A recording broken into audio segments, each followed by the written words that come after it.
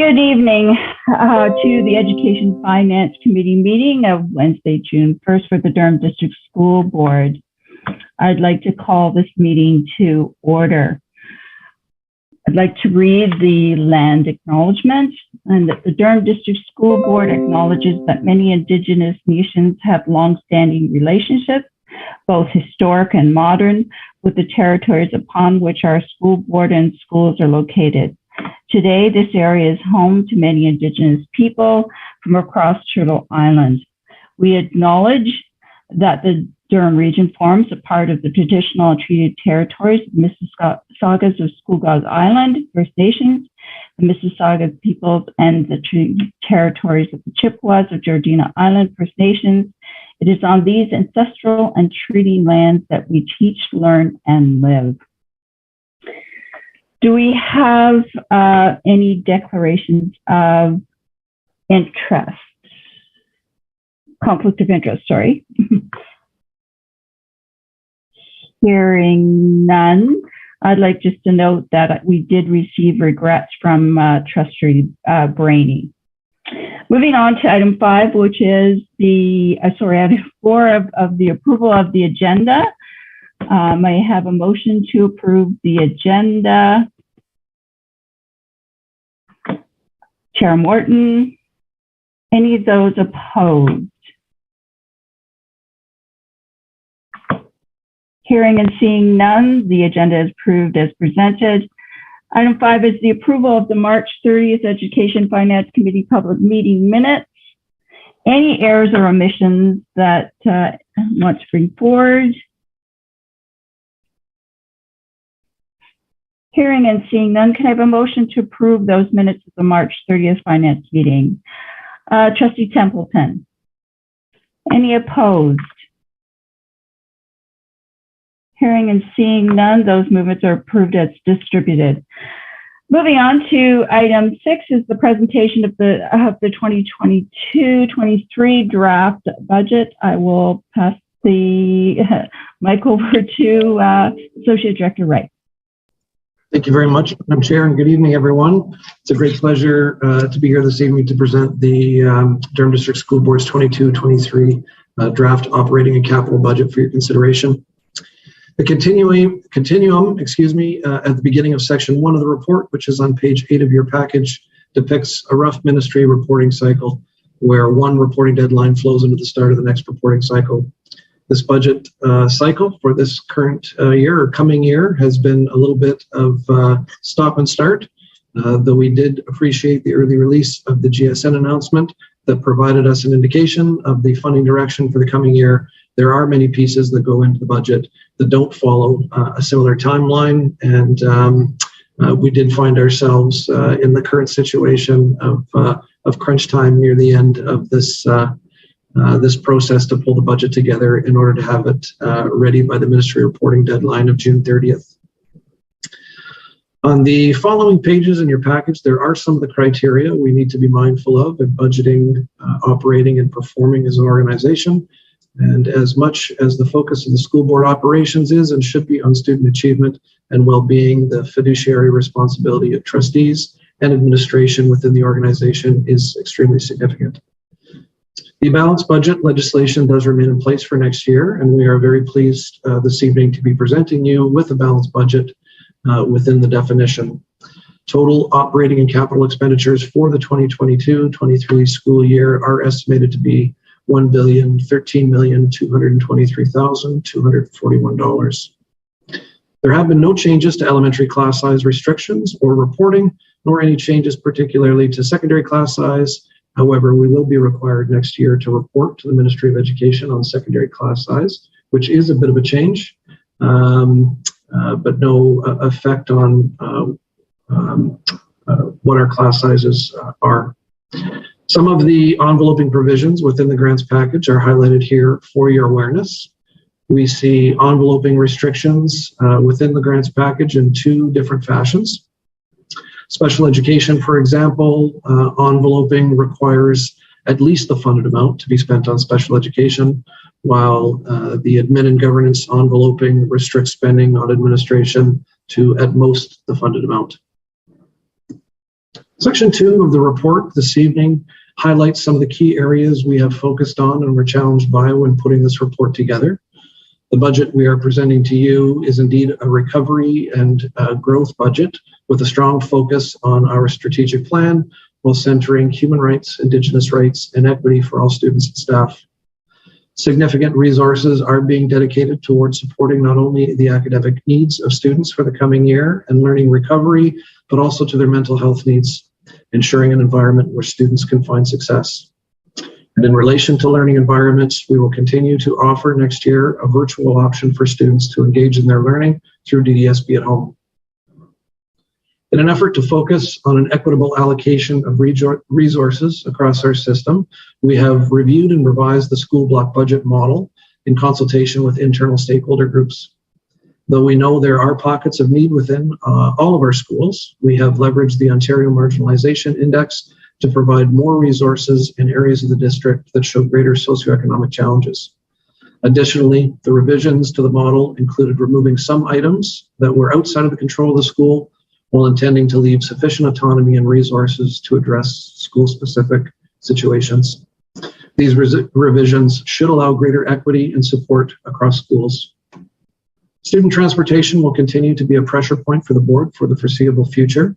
The Ministry of Education has indicated that there's an overall increase to the transportation grant for the 22-23 school year.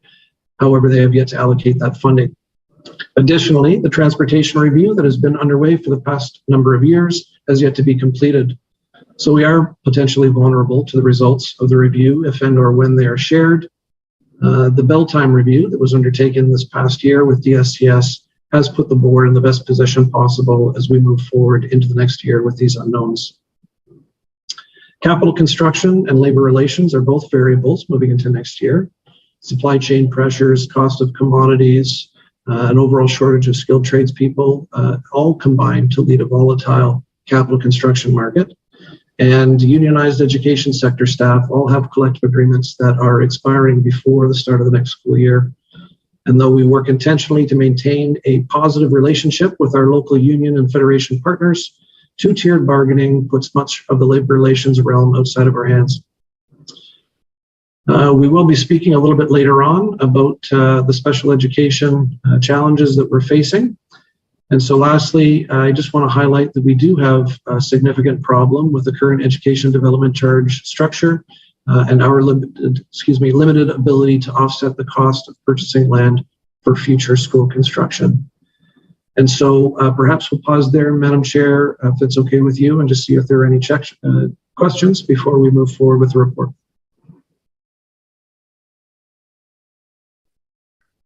Do we have any questions from trustees at this point in time?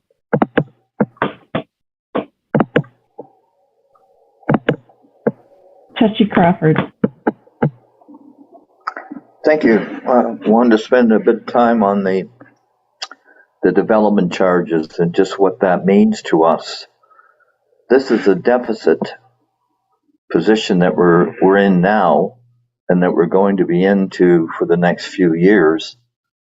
When we show our budget, we show revenue and we show expenses and we show debt. Are we going to have a column there that's going to show deficit? That's just for the benefit of the public and for the benefit of us. How are we going to cover that deficit over the next several years if we're not going to get it through development charges? That's just a short question. Simple question to start us off, Trustee Crawford. Thanks very much. Yeah, nice simple one to get you going. So in growth boards across the province where they are able to leverage education development charges, there is a large disconnect between the cost of land to purchase and the education development charge revenue that comes in to support or offset the cost of land purchases.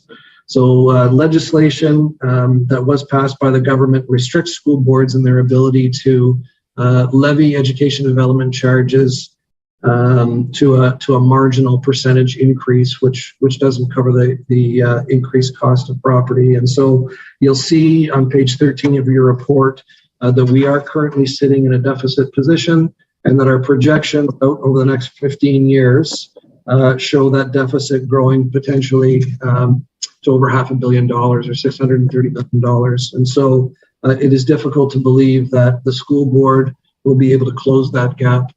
And so for every new facility that's constructed within the Durham region, we're allowed to levy a development charge. Again, that's ostensibly put in a pot to help offset the cost of schools being built to service the residences that are being built in the district. The cost to purchase versus the revenue that we're receiving is so disparate that maintaining the deficit in an ongoing way, it seems doesn't seem like a sustainable proposition. Just a supplementary, so that means the only people that can pay for that difference would be we taxpayers. Is that correct? In one form or another, I would suggest that is correct. The intent, I think, of the education development charge is for the users of the service to pay proportionally for access to the service. So when you build a house, you put a small amount aside to build a school for your community. However, the amount being put aside to build schools is nowhere near significant enough to purchase the property on which to build schools. That explains it simply. Thank you very much. Director Marsh. Thank you. Just to add to Associate Director Wright's commentary, Trustee Crawford did want to make you aware that Associate Director Wright and staff within the Finance Department have had many conversations over the course of this year with the Ministry of Education expressing the board's concern, knowing that this has come up multiple years as a concern and knowing it would come up again this year. To date, we don't have any actionable response from the Ministry of Education. Well, just to that, if I may, Madam Chair, then would it be helpful to have a column in our budget showing a deficit and explaining what it is? Associate Director Wright. So the deficit is reflected within our financial statements, Trustee Crawford.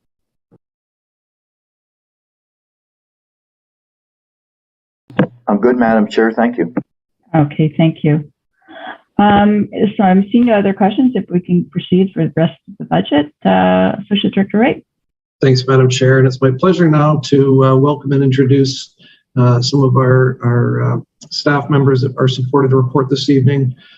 First, I'm going to ask Lisa Bianca, Head of Facility Services, to speak briefly about enrollment trends, and then Jennifer Machen, Senior Finance Manager, to speak to the operating revenue and expense section.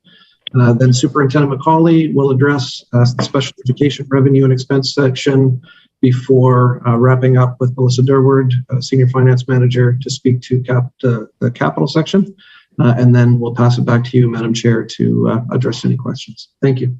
Lisa? And thank you, Associate Director Wright, and through you, Madam Chair. The enrollment information is contained in your package on page 15, and you'll see that since 2016, elementary enrollment has increased by some 3,677 students. Capacity in our buildings has also increased during this time at a rate of 1,680. Overall, the board has sufficient capacity to accommodate moderate growth, with the distribution, but the distribution of space isn't always aligned with our areas of greatest need and highest growth. With that in mind, the board will continue to submit requests for capital funding to build new schools to accommodate this growth, and we'll also employ strategies to ensure that we can support students in areas of declining enrollment. You will see that over the next 5 years, we are projecting actually a moderate decline in enrollment. However, this number is a little misleading in that future development plans in our highest growth areas of Brooklyn, West Whitby, Seton, and North Oshawa may not be recognized. Plans that aren't yet registered and approved in the municipalities can't be included in these calculations. So over the next few years, we will see those projected enrollment numbers increase, and we expect them to probably meet and exceed the capacity that we have available. Changes year over year. Again, it's a similar situation where we are showing the decline, yet we are reflecting the increase that the new schools we have been awarded are going to bring to the system. So each year there will be a rebalancing as more of these plans come on board. Looking at the comparison of the enrollment projections between 2021 and 2022, the enrollment in 2021 was affected, our projections were affected by the data created by the pandemic.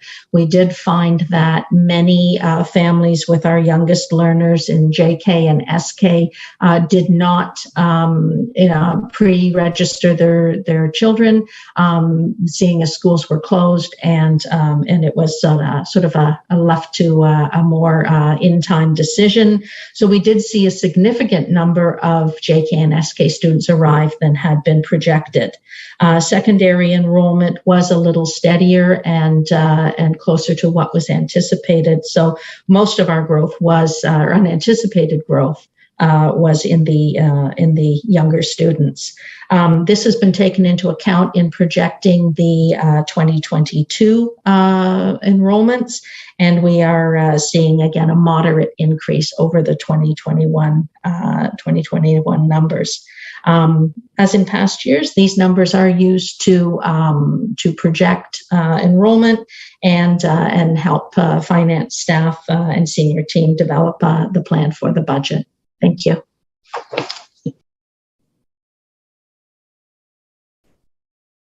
Thank you. We'll move on to Jennifer, I believe. Thank you. And through you, Madam Chair. Beginning on page 17, Section 4 outlines operating revenue for 2022-23. The categories are grants for student needs, other government grants, and other revenues. By far, the largest source of revenue comes from the grants for student needs. These are divided into three main categories: the Pupil Foundation Grant to support classroom-based staff and supplies, which is about 50% of the total GSN; the School Foundation Grant to support administrative and support staff, about 6% of the total GSN; and 15 special purpose grants, which each support a specific area of expenditure. These include special education, transportation, and school operations, and together comprise about 44% of the total GSN. If you move to page 19 of the package, you can see for the 2022-23 school year, there were a number of benchmark changes, additional priorities and partnerships funding transferred to the GSN, and two new GSN allocations: the broadband network operations funding of $1.4 million and the student mental well-being allocation of $0.4 million. Page 20 and 21 of the package provide a line-by-line detail of operating revenue. And beginning on page 22 are details regarding the change in revenue when compared to the 2021-22 revised estimate budget. Overall enrollment increased by 867.47 FTE, generating $8.8 million in revenue, and a number of PPF grants were transferred to the GSN. New funding accounted for revenue increase of $1.8 million, and benchmark changes accounted for revenue increase of about $9 million. And one significant change there is the adjustment to the school operations benchmark. It had a 3.15% increase to support increased ventilation costs. On page 23, I would draw your attention to the increase of $4.1 million in First Nation, Métis, and Inuit studies credits. This is due to the ongoing implementation of one mandatory Indigenous education course. On page 24, we've estimated deferred revenue and accumulated surplus, and they are included but will be updated at revised estimates once the 2021-22 year end has been completed. Section 5, Operating Expenditures, begins on page 25 of the package, and pages 25 and 26 outline the different expenditure categories. Page 27 provides a line-by-line detail of operating expenditures, with additional detail provided in Appendix A, which contains a breakdown of payroll versus other expenditures, and Appendix C, which contains a further breakdown of FTE by type. Page 28 of the package highlights some of the major expenditure variances year over year. And as always, there are salary and benefit changes due to grid shifts, collective agreements, benefit and staffing changes. Some expenditures, such as transportation and school level supports, were adjusted to pre-COVID-19 levels, and other expenditures were increased to match PPF grants transferred to the GSN and funding changes in other enveloped grants. Moving on to Section 6, Special Education Operating Revenue and Expenditures. That begins on page 29 of the package. One major change this year is the addition of the local special education priorities funding amount, which is now included in the DSENA amount, and this was previously provided through the COVID-19 funding in 2021-22. I would now ask Superintendent McCauley to please discuss special education expenditures. Thank you and good evening, everyone. The draft budget, and specifically the embedded expenditure structure, is demonstrative of our continued commitment to focus on the use of funding specific to direct support for students for their learning, their well-being, and mental health supports. Priorities expressed by the Special Education Advisory Committee, SEAC, through deputation to Education Finance earlier this spring have been kept in mind throughout planning by the team. The primary commitment of the expenditure of all available funds is for direct support to our students and services activated through staffing. So our staffing as a district is focused on 3 levels. The first is embedded classroom-based support staff. The second is that school-based staff that wrap around, and then our inclusive student services team that provide that more intensive one-to-one and or professional collaborative support to educators. The next layer of funding that sits beside that is our special equipment allocation, as well as supporting professional learning that directly impacts on programs and services. Specific to the professional learning, our commitment is to continue to actively listen to the service and support needs of our students while honoring each of their excellence, and to continue to focus on centering Indigenous rights, human rights, and equity as we continue to reform our student services. We do need to uncover, as committed to in our policy, to uncover, name, challenge, and disrupt biases, barriers, structures, and practices that impede the achievement and well-being of our learners. And so our professional learning commitments within the budget are reflective of these commitments and is inclusive of training related to universal design for learning, frequently known as UDL, as well as actions from the Right to Read to support student success. In terms of our budget allocation, as I said, the primary focus is direct student services. And so when we look at classroom support staff, that includes a number of employee roles, such as educational assistants, interpreters, interveners, and then launching for the 22-23 school year, a pilot program for developmental service workers. We also consider our special education class teachers within the primary, most direct support to our student. These roles are supported by CERTs, special education resource teachers, and those roles are also funded as part of the special education budget. Overall, in terms of changes from the current school year, we are increasing the number of special education classes, providing additional program access for students through additional practical learning programs, which focus on life skills, as well as developmental programs at the secondary level. In response to increased needs of our students who have programming needs supported by these outcomes. In terms of our mental health service provision and practitioners, over the past 2 years through COVID, staffing has been augmented above our base district full-time equivalency or our staffing numbers through funds such as supports for students funding, COVID response dollars, and other project-based opportunities, which we continue to avail ourselves of as a district.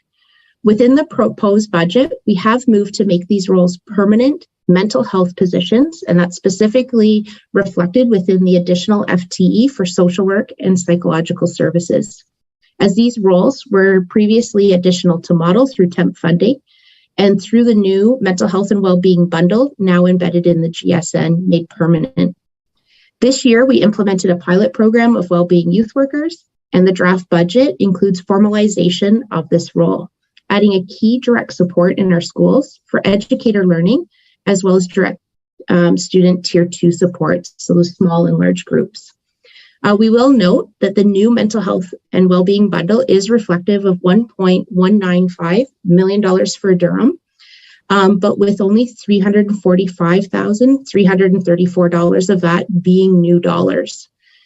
This has helped mitigate changes to short-term funding, such as changes to COVID supports. So it looks like a significant additional amount of funding, but really it allows us to consolidate those temporary roles that we had in place throughout the system. In terms of our classroom support staff, educational assistants are key to the provision of inclusive programming and fostering success for our students. Changes to the aforementioned additional funding amounts is reflected in the changes to the EA FTE presented in the draft budget. The change from our FTE at revised estimates back in the fall resulted 8 positions from COVID funding and 14 from investments of systems priorities funding, resulting in that change of 22 FTE, which really is a change of 13 from this time last year, or as reported in the special education plan last July. Specific to classroom support, we really encourage that thinking about that overall umbrella of classroom support staff and thinking about how the needs of our students and mapping their service professionals to that support specifically. So under that larger umbrella of classroom support staffs, for example, as I mentioned, the pilot program for developmental service workers, as we look to continue to meet our students' needs. You will note on page 28 of the budget booklet, so 28 to 46, a commentary around the special education reserve funding. We do anticipate that the transition support needs for our students in the system remain heightened priority as we enter the 22-23 school year. And there's a number of factors that contribute to that. First off, a growth enrollment board. Second, we are attractive regionally to families of children and youth seeking local services, such as those through our strong Children's Treatment Center partner. We see student transitions within the Whitby boundary review, and changes to family learning preferences with a large number of students returning to in-person learning. So based on that, we have built in recommendation for a 40% draw on the special education reserve to bolster EA roles or FTE for the first 8 weeks of the school year. This model had positive feedback when implemented this past September. Our thinking at this time last year was that we would draw 40% in the 21-22 school year and the remaining 60 for next year. Based on the ministry provision of transitional support dollars for this fall, we have amended that. And you see that reflected in 40% again recommended for this year. And that leaves us 20% heading into the 23-24 school year in case the transition needs remain high.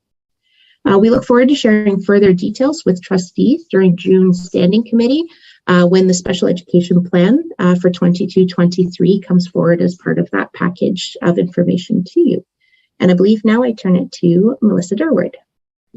Just before we go to Melissa, I have Christine, do you have a question for Superintendent McCauley around special education section? Oh, thank you, Chair Edwards. I thought actually that I would be asking the question, my 2 questions actually, after Superintendent McCauley finished speaking, but I see there's one other speaker. I can wait.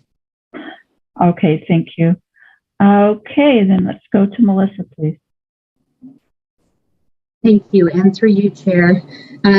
On page 32 of tonight's package, you will find section 7 of the budget booklet for 2022-2023, the capital budget section.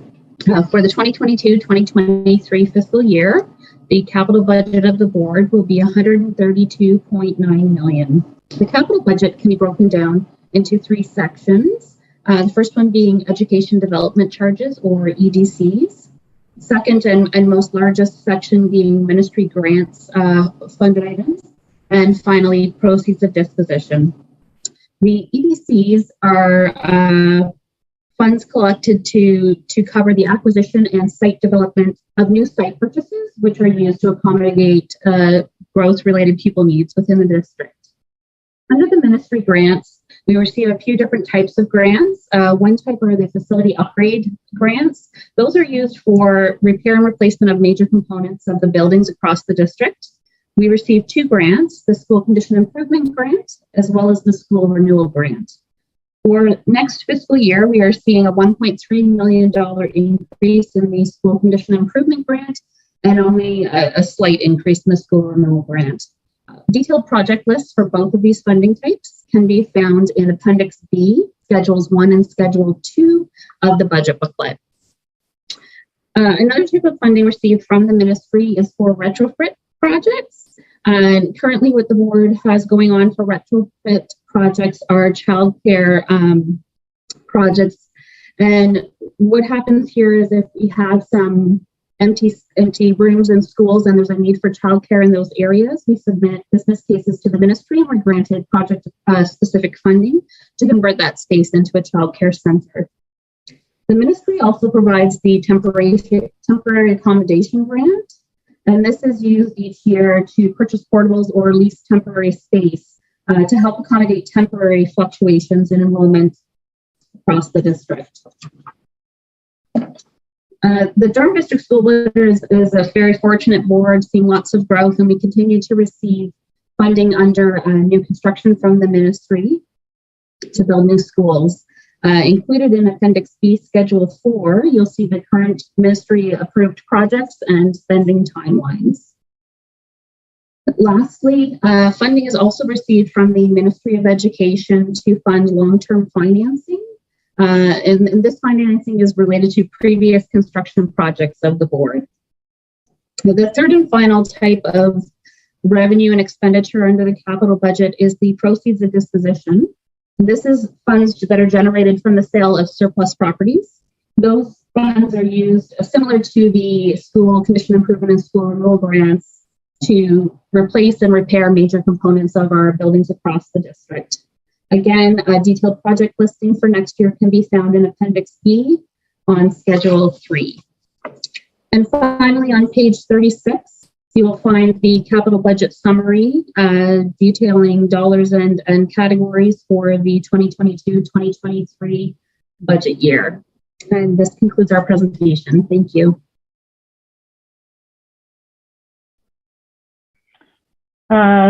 Thank you, Melissa. So that concludes the budget presentation. So we move on to questions. So I have Trustee Thatcher.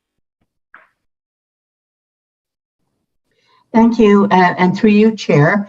My 2 questions are with respect to the chart on page 27. And the first question was around the educational assistance, which Superintendent Macaulay actually did explain in her presentation. So just really an assurance that we'll have no surplus educational assistance, and those numbers kind of show quite a drop from 21-22 revised estimates, full-time equivalent of 913 to 22-23, a drop of 891. So just an assurance of that. The second question then is around the line further down in the chart, board administration, and I'm just trying to understand the increase from 2021 of 140 to the revised estimate 21-22 of 147, and now full-time equivalent for this year of 152. Just trying to understand where those numbers kind of originate. Thank you. Trustee Macaulay. Sorry, Superintendent Macaulay, sorry. Thank you so much. So thank you for the question. Yes, no attrition in terms of EAs that are currently serving our students. Our base as a district is 862 FTE, and then it's augmented from there with supports for students funding with an additional 29. And then you just see the change in the temp funding, but we did account for that in terms of retirements and attritions. So we're pleased to keep all staff currently serving our kids in place in the district across our schools. And then just under that umbrella of classroom support staff, that overall composition of individuals that work in our classroom also includes a number of other roles such as interpreters and interveners who are daily one-to-one with our students across the district as well. So a robust system of support for our kids. Supplemental, Trustee Thatcher, are you okay? No, I just want to say thank you for that. And I'm not sure who my second question would be directed to. So you have a second question, Trustee Thatcher? I don't think I heard a response to it. It was around the increase from 140 to 147 to 152, where board administration. Because I'm thinking that has not anything to do with special education, but administration at the board level, unless I'm misunderstanding.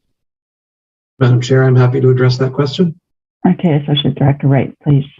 Thank you, and thank you for the question, Trustee Thatcher. So the year-over-year increase is made up of a mix of contract positions that have been rolled over year that have been made permanent now, and new positions. So additions have been made in the HR department to help support our increased staff complement. In the legal department, in the IT department, there are 2 new positions that will help enhance both IT security and support the ongoing inventory requirements for our hardware, and then the research assessment in the assessment research department.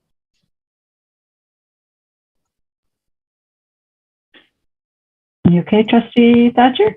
Yes, just a comment. I just thank you for the clarification there, and I just want to say that especially after what we've dealt with the last couple of years, for me, I was hoping that any additional staffing would take place at the classroom level, school level, in support of our students. So, but I do understand where those additional numbers have come from. Thank you. I have Chair Morton and then Trustee Lundquist for next, and then Trustee Crawford after that. So Chair Morton. I'm just thinking that Director Marsh has her hand up, so maybe she would like to add to that response. Thank you. Director Marsh. Thank you. Through you, Chair. I just wanted to add to what Associate Director Wright said to help clarify a little bit. So in some instances, decision was made around creating a position where we thought we would actually save some funding.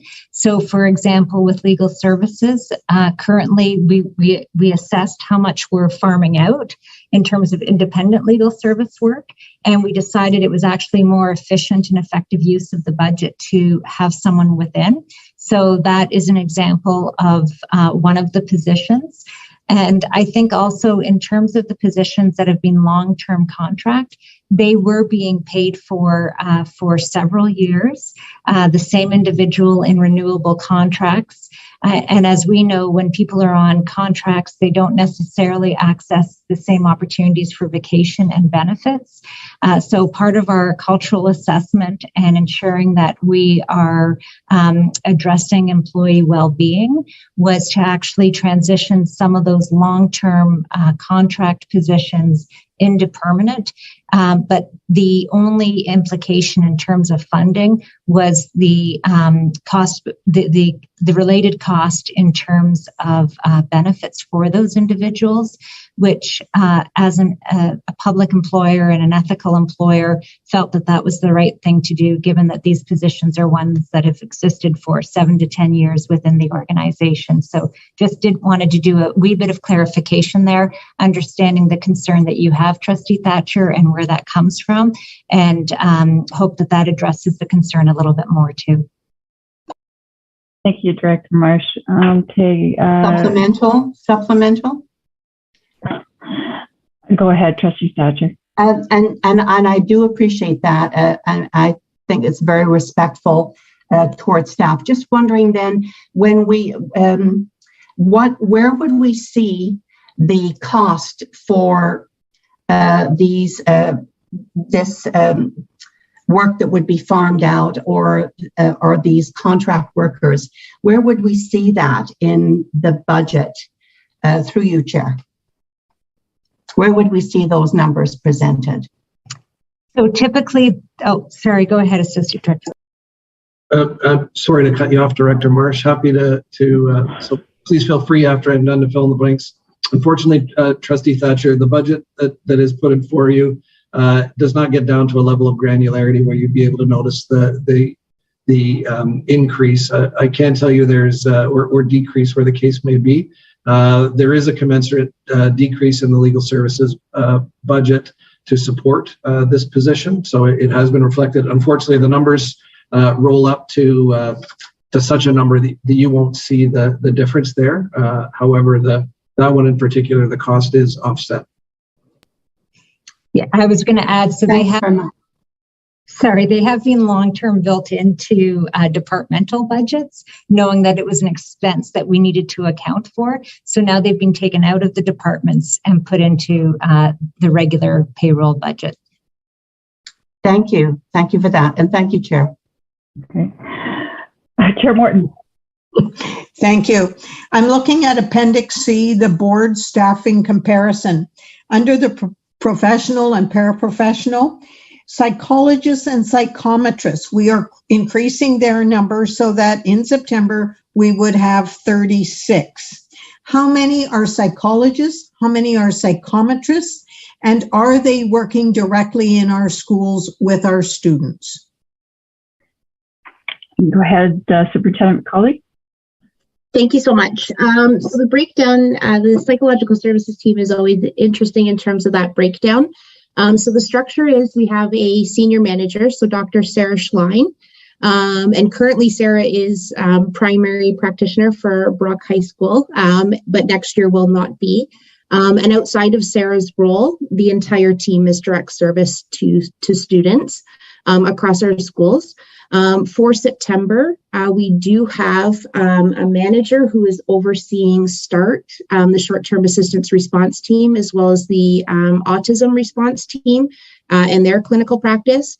And then we have a clinical supervisor or a doctorate of psychology, a psychologist, for each of the municipalities under which the psychometrists practice under their licensing. And so all of the team, with the exception of that senior manager, are direct support to our schools. And then you will see the breakdown between psychometrist and psychological associate when you receive the the standing committee package later this week. But I can go pull that up for that exact. It's always a tweak. We tend to post for psych associates, and then if that posting, because there is a lag within regulated health professionals in hiring right now, we will convert that to a psychometrist position. So the number between those two teams is sub teams is always in a bit of flux. But in general, the structure is that senior manager, and then the clinical supervisors under which those who are unlicensed professionals practice under the license of. So focus on the kids. Yeah. Thank you. That's what I wanted to hear. Could I have a supplemental, Chair Edwards? Yes, go ahead. I'm also looking at that same chart.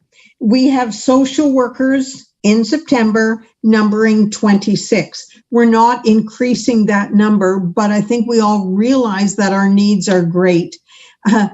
Should we explore, do we need to have more social workers than the 26 that we budgeted for? Thank you for the question, because we certainly recognize the mental health needs of our students. I'd just like to also shine light on a couple of things. So one is within our district, our psychological services team works through 5 service parameters. So in some districts, they only do psych assessments or psychometrics, whereas ours are across 5 services, which are inclusive of mental health supports. So those numbers become additive in terms of regulated health professionals with that focus. We've added the youth worker role to the district across a couple of teams who are also regulated health professionals. And then when we look at that, the concept of engagement and relationship, it really is everybody's work. And I think of team members under Superintendent Nevels who have a focus in engagement, the work we do around equity and inclusion. And so it's a challenging question to answer because the answer is everybody's focused on that well-being and mental health. Our social workers definitely are key in that tier 3+ as our community partners have some wait lists and understaffing. But certainly when I look at the thoroughness of the team, every school in the district does have an integrated team supporting them. Are the team full? Yes. But in that way too, I think it's really important that as we move through the learning related to the human rights, anti-discrimination, anti-racism policy and start tweaking our practices, the team's in a really good space to do that learning and reshift our practice. And so we need to move through that as well in order to get to a place to appropriately answer your question. We need to look at our service model first and beginning with ourselves and our own practices. So apologies for the lengthy response, but the answer really is a really important team doing critical work, but so are all the teams that sit beside them in the integrated work. And when we're under mental health and well-being, and we look at that tier 1 well-being through to that intensive support, we do have those 2 teams additive as regulated health professionals doing mental health work in our schools. And it is that full district commitment across that continuum. Thank you for that explanation. And I know that we all realize that this is extremely important, and we will be keeping an eye on this in the next year. Thank you. Trustee Lundquist. Thank you, Chair Edwards. So I'm actually going to hop off from as a starting point. I have 2 questions. The first is actually connected to Trustee Morton's question. So I have some sort of experience with psychological services in the schools recently, and I'm not complaining about the quality of them, but the wait time is not insignificant. And I don't know if there's a triage process for determining how help is provided or whatnot, and I'm curious about that. But what I'm particularly curious about is if we're increasing the complement of people working in psychological services, do we have a sense that it will actually decrease the amount of time that students are sort of, I don't want to call it languishing, but left waiting, trying to access services? Because ultimately what we have right now are people who can afford private services, can get relatively quick help comparatively.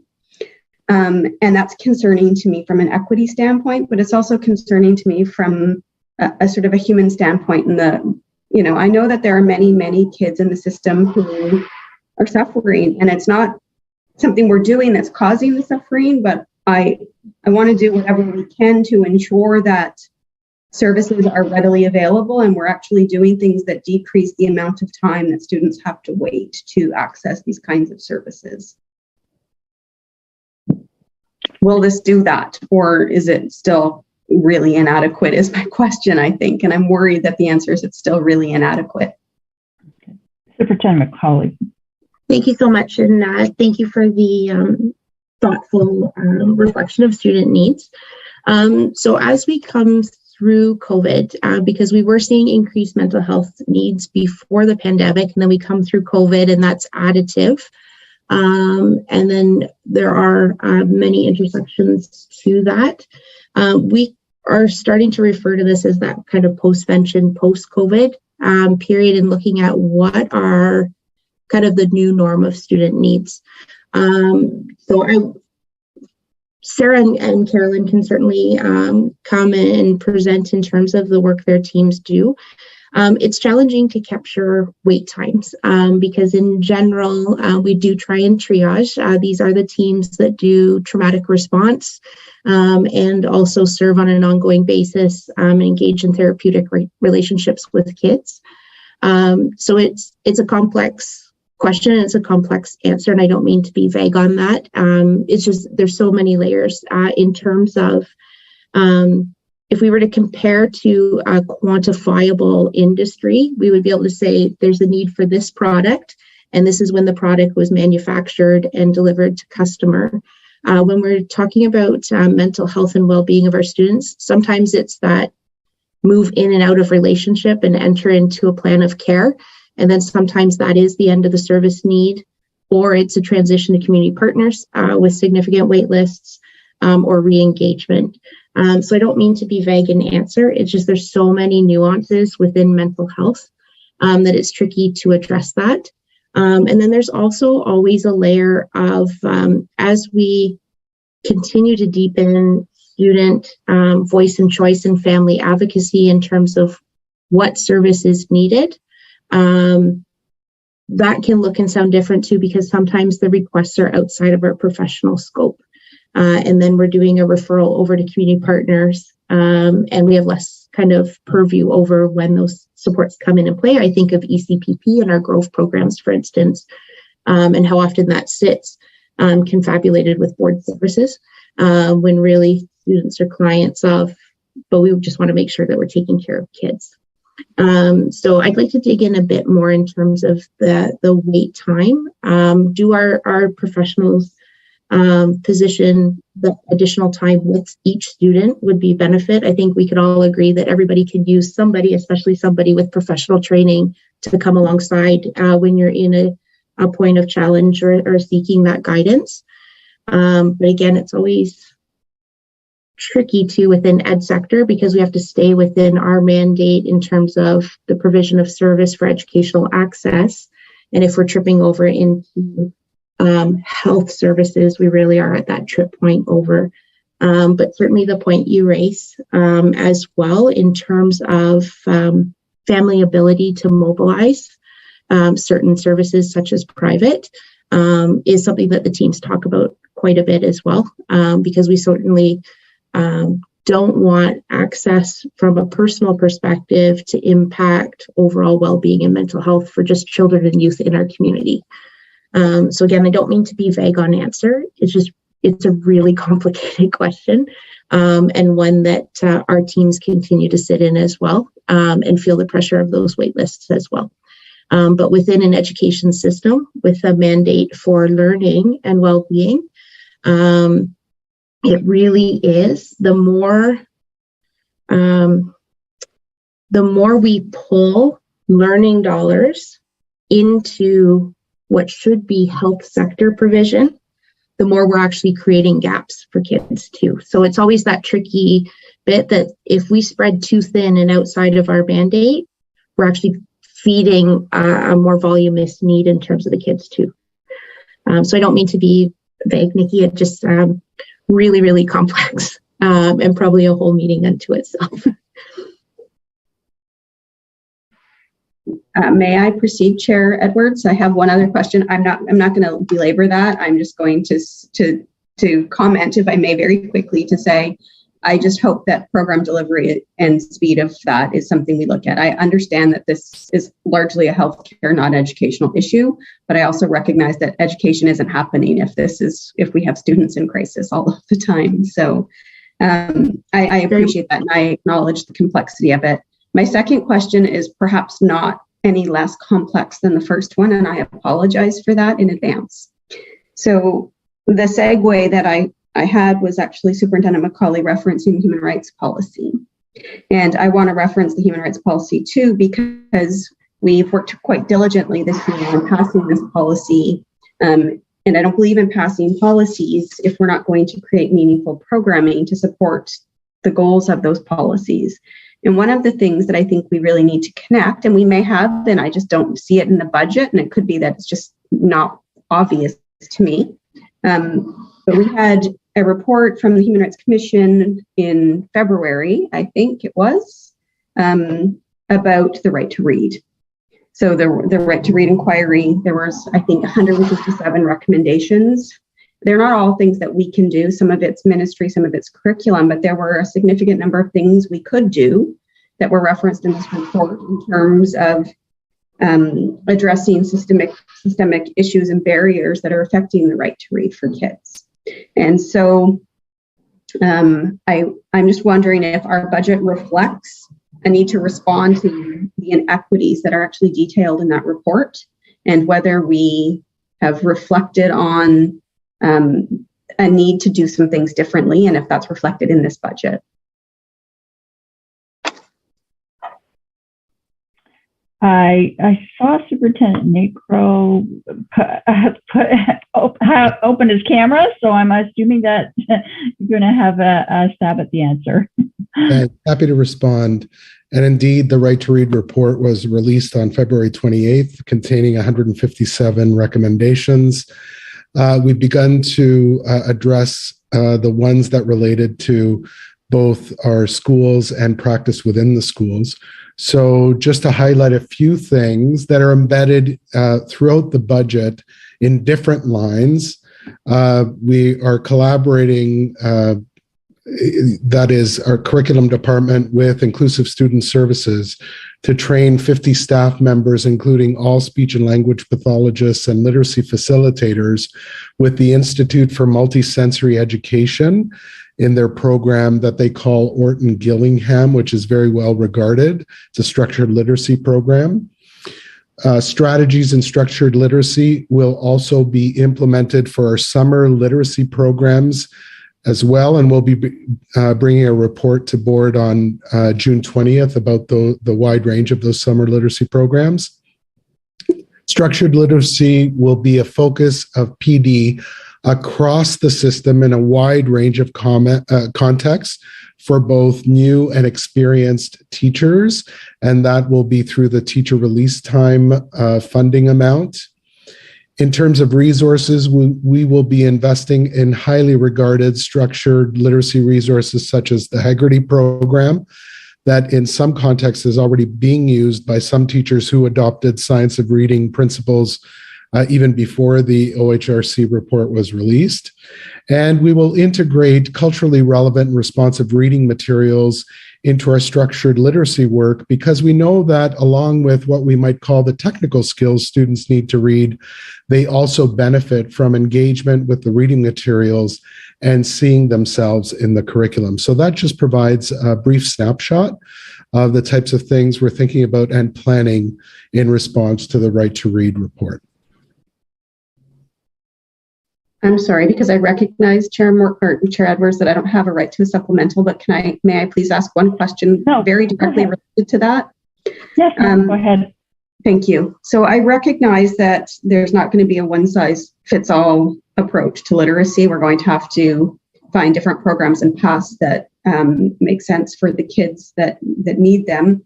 But one of the programs that parents consistently mention to me is Empower, which is this, I assume you know, is the Sick Kids program, which is like described to me as a sort of focused systematic remediation that gives struggling students with little to no literacy an opportunity to actually achieve that. Do we have room for that in our budget, or do we have room for, or is that just not something that we're considering, I think is what I'm asking. Superintendent McCauley. Thank you so much. So as Superintendent Negro referenced, our two teams, along with equity and inclusion, are really looking at the recommendations of the report.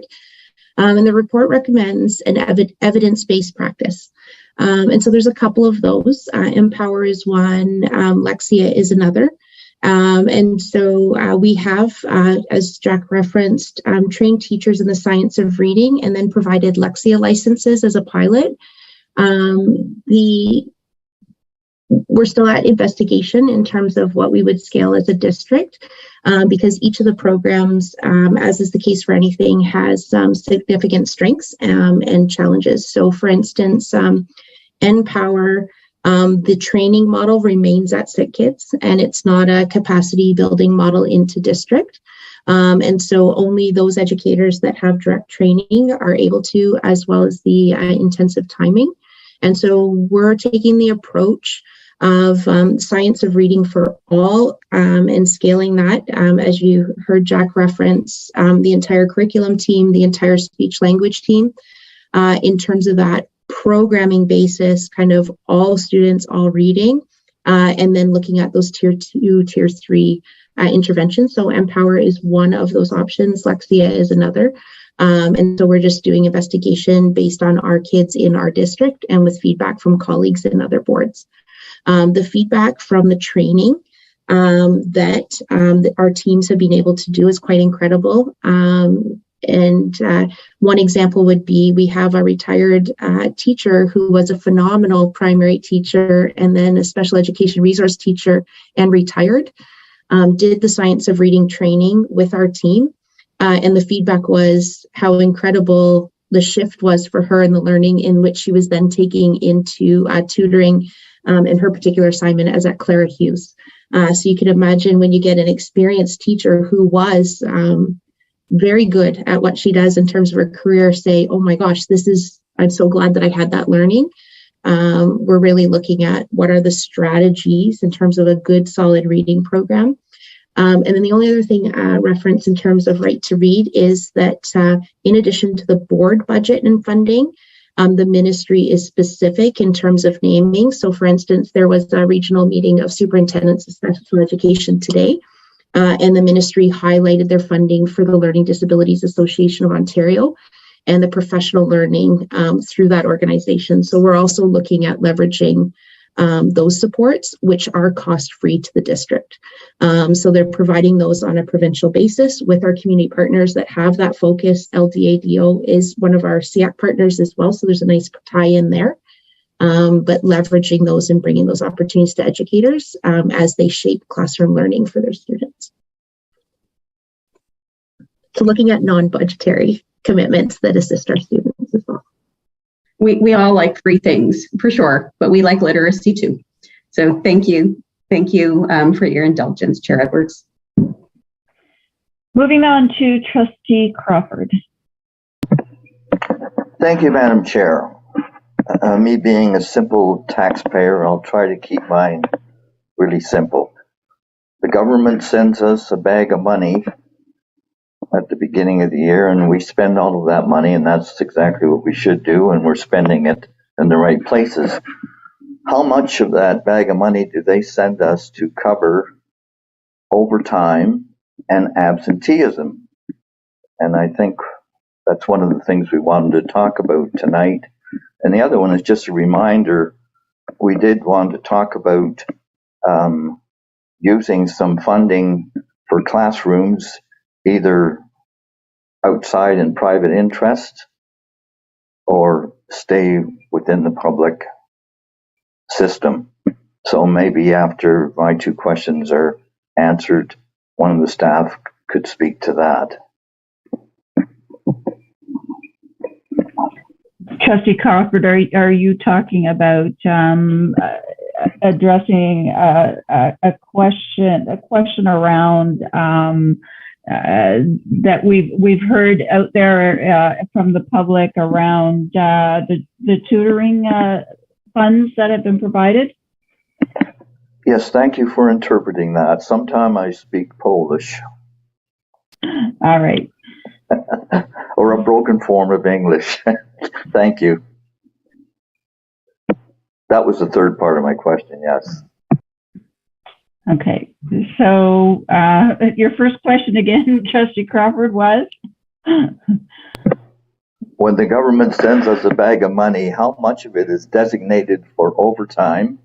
And probably the same question, it's sort of different. and how much of it is designated for absenteeism? Okay. Associate Director Wright. Thanks very much, Madam Chair. Trustee Crawford, I'll try and address your question, and please feel free to follow up if I don't do a good job.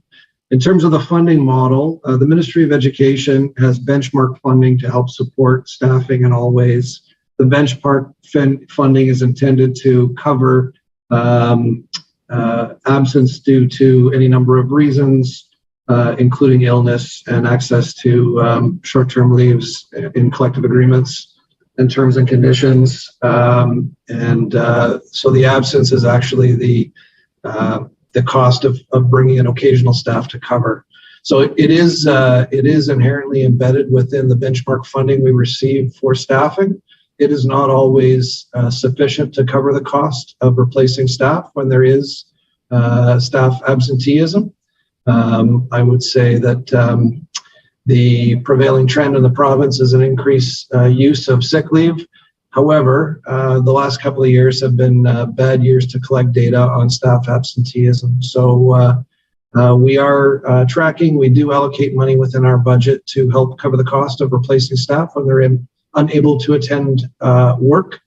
And if it exceeds those benchmark amounts that the ministry spends, then we pull from flexible funding when we're building our budget to cover the costs. Does that answer the question? Yes, it does. I guess the question that comes from that would be, where does that funding come from? We must be setting aside an envelope of money to cover what's not covered with what the government gives us. What would be the total amount of that? And also I asked about overtime.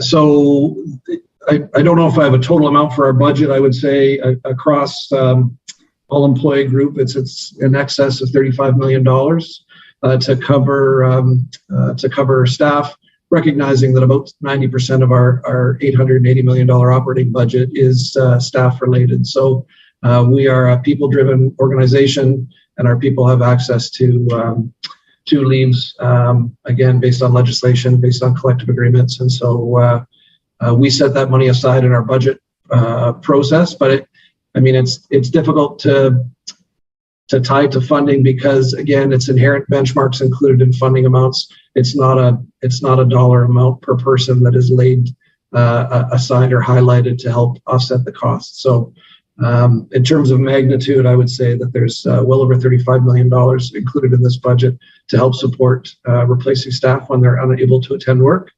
Overtime is not a significant cost for our board. There are some employee groups that do incur overtime, and the departments within the board that do have staff that incur overtime have budgeted for overtime, and it is included within this budget. Thank you for that simple answer. Okay, Trustee Crawford. Then the other question that you had, Trustee Crawford, was around the tutoring funding that was provided and how our board is handling that. And I go to Director Marsh to start off with, I guess. Thank you very much, Trustee or Chair Edwards. I'm actually going to turn it over to Superintendent Negro, who's leading this program, amongst others. Thank you. And through you, Madam Chair, the funding from the ministry was provided for the purposes of learning recovery and tutoring, learning recovery caused by the pandemic.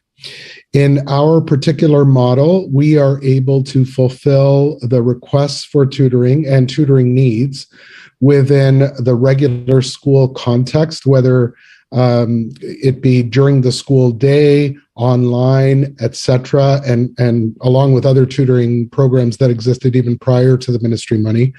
And so we do that in an evidence-informed way, cohesive with what is going on in the school. It is kind of alongside the teacher and informed by specific needs of the students that are involved. So in our model, we have been able to deal with it that way without the need to engage other services outside of the organization.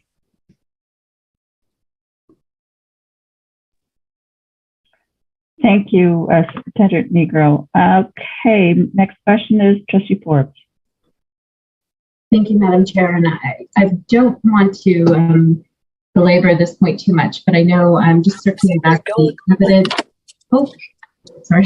the evidence-based reading program that was mentioned. And I know this has long been brought up at the SEAC table in terms of the need for evidence-based reading interventions for our students. And so I know this has been brought up year after year after year. So I'm a little concerned about the timeline that we're still evaluating these programs. So do we have a timeline on when we'll settle on one? And do we have an indication that given the right to read findings, is this going to come out of the spec ed budget line, or are we anticipating other funding to help us cover such evidence-based programming? I'll start with Superintendent McCauley and then direct anybody else who wants to address that part of that question. So thank you very much, and I appreciate the comment, Trustee Forbes. The project is currently being co-led by System Lead Linda Fortacuna in curriculum, as well as our Senior Manager for Speech Language Sharing, Lisa Drake, and their teams. So really taking a thoughtful look at that, impactful for the 22-23 school year and the staff training that would be part of that. In terms of costing, you see a senior team that leverages all possible project funding as well. Anytime there's an application-based program, we tend to be a board that submits. When we look at that, we do know that the Ministry of Education put out an initial response to the right to read inquiry, which committed to items such as a review of the English curriculum at grade 9 and the language curriculum at elementary in both English and French. The message from the ministry continues to be that they're seeking further consultation and that further information will be coming to districts. So as a team, we are hopeful that because that recommendation for evidence-based programs is so strong, that there will be some further direction from the ministry as well as accompanying funding. But in the meantime, that's continually a consideration for the curriculum superintendents and I and the senior team in terms of how we leverage. So right now that I mentioned that we did do that pilot around the science of reading, where educators engaged in a series of 4 sessions with that co-team, and then we're given Alexia license. We're doing that under project funding at this time. So we would be able to keep trustees through Director Barsh updated on that, as well as SEAC as we move through the process in the months ahead.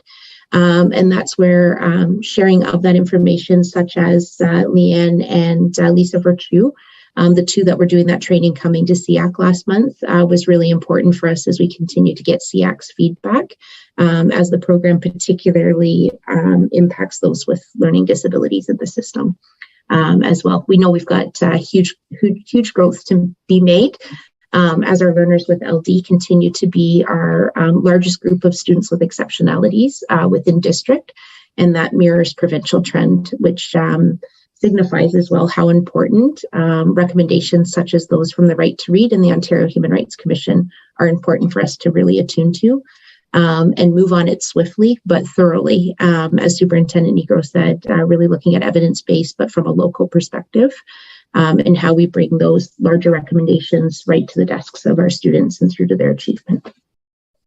I don't know if Superintendent Negro would like to add to that.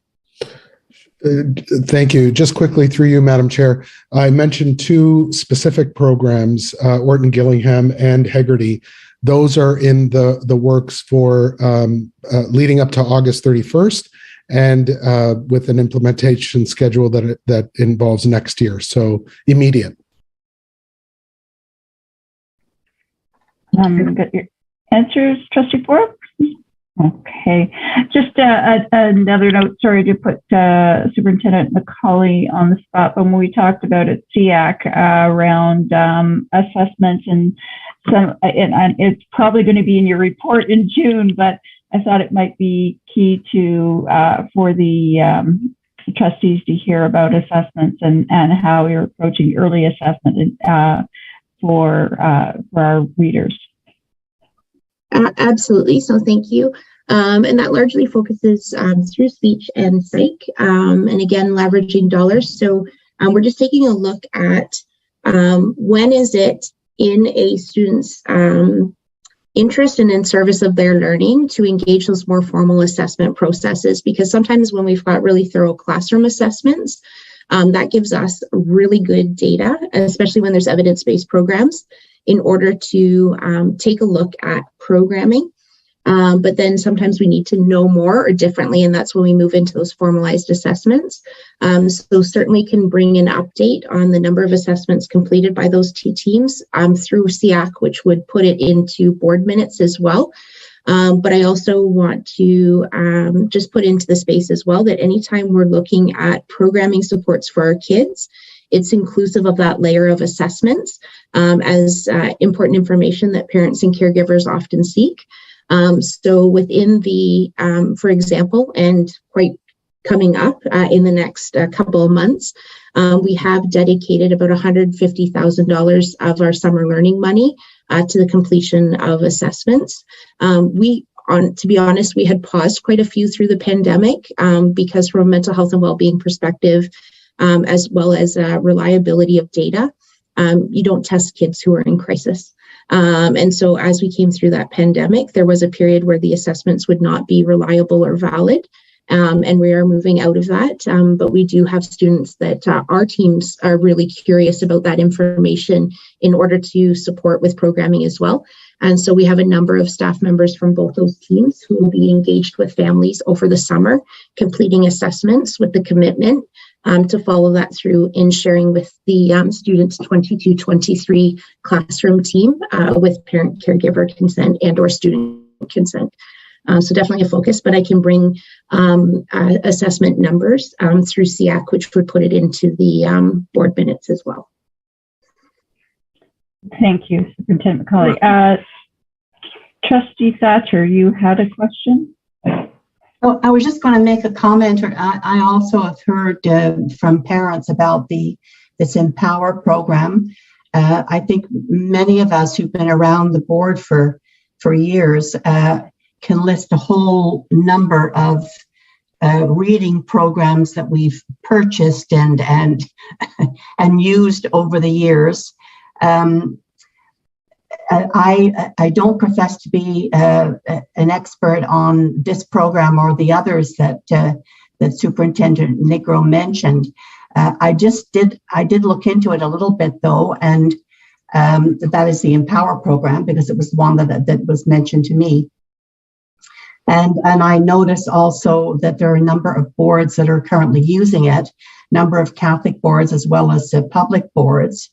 I thought the fact that it fell in line with the ministry Learning to Read guide was very beneficial, and the fact that it also provided the scope and sequence for all of the lessons was kind of an impressive thing. But having said that, not that I think that it's probably very challenging to be able to come up with a program that would provide some consistency across the board. So I just leave that with the experts. Thank you. Thank you, Trustee Thatcher. Any other questions?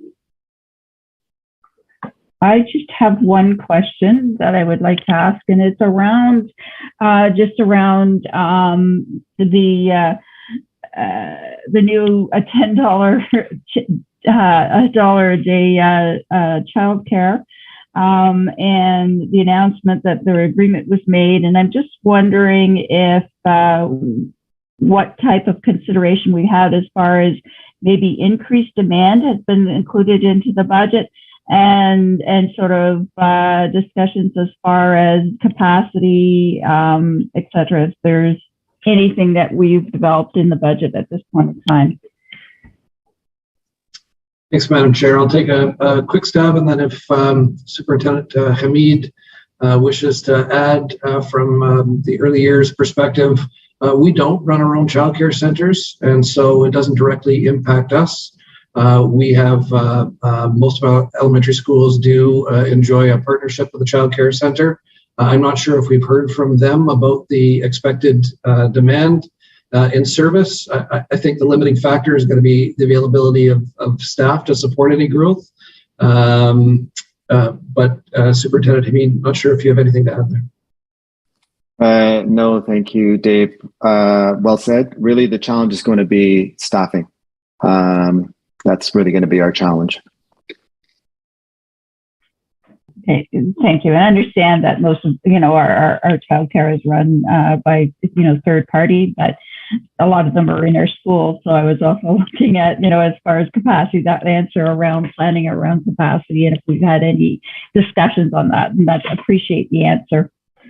All right, I see no further questions. I do have a question for the Finance Committee, but first, Associate Director Wright, the next meeting is June 8th, where we have public deputizations. Have we received, and today was the deadline for basically making a request to do a public deputization. Have we received any? Thanks, Madam Chair. Today was the deadline, noon today. We did not receive any. So the deputation meeting had moved. Actually, it was supposed to be this evening. We did not receive any indication for the prior deadline, and we've received no indication for the June 8th meeting as well. So I do not expect any deputations. Okay, so I have a question for the committee as a whole. In that we haven't received public deputizations. I haven't heard any requests for modifications for this budget.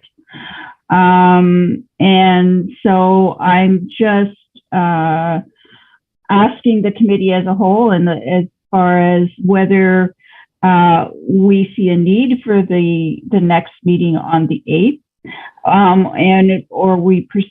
We proceed with recommendation to from this committee to the board to move the budget for approval at the board level. I'm just asking questions from this committee to make sure that we follow process.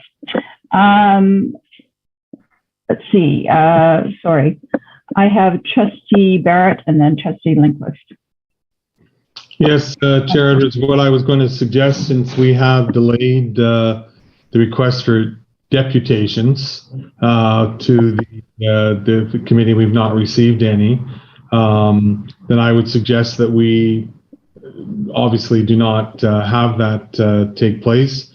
And based upon the conversation, and understand it's been a little bit of a disjointed budget process with a couple of meetings being canceled, and listening to the conversation tonight, I would suggest that we move this budget directly through the process, through the board for approval. That would be my suggestion. So, Trustee Lundquist. I don't need to speak. Trustee Barrett has said everything that I would have said. So I'm content to follow that as a process as well. Thank you. Thank you, Trustee Lundquist. Trustee Crawford. Just a question on what date must this happen? What's the last date that we can pass the budget? I mean, can it just go to next board and be passed at the next board and it'll be within the proper time period? Yes, I would just that we were going, what I'm saying is, Trustee Crawford, we had a scheduled Finance Committee meeting on basically June 8th. So if we were to pass a recommendation at this committee now, that it would go to board. And so there would be a discussion there. We just wouldn't have to have the Finance Committee meeting on the 8th. I'm fine with that, thank you. Not having the meeting, I mean. Okay, so that being said, I would suggest that a recommendation needs to come forward from one of the members, and the recommendation would be that the Education Finance Committee recommend to the Board of Trustees that the 2022-23 draft budget contain total revenues of $223,241. I cannot get my numbers right, and a total expenses of $1,113,222,241 be approved as presented. That would be if somebody could put that motion forward. I got the numbers all mixed up. It's committee, you could put it forward. And who can say a billion anyway? Yeah. Anyways, Trustee Barrett, is that you moving that motion? Well, at least an amended part of that motion, just with the numbers correct. Yes. I would be pleased to make that recommendation, that motion. All right. With the numbers correct. Okay, so Trustee Barrett puts that motion forward. We don't, because it is committee, we don't need a seconder. But anyway, so anybody opposed to that motion?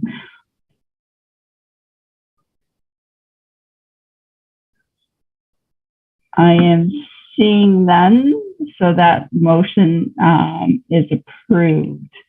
So we will not, this will be the last Ed Finance Committee meeting. We will not be having a meeting on June the 8th, that this budget will move on to the board.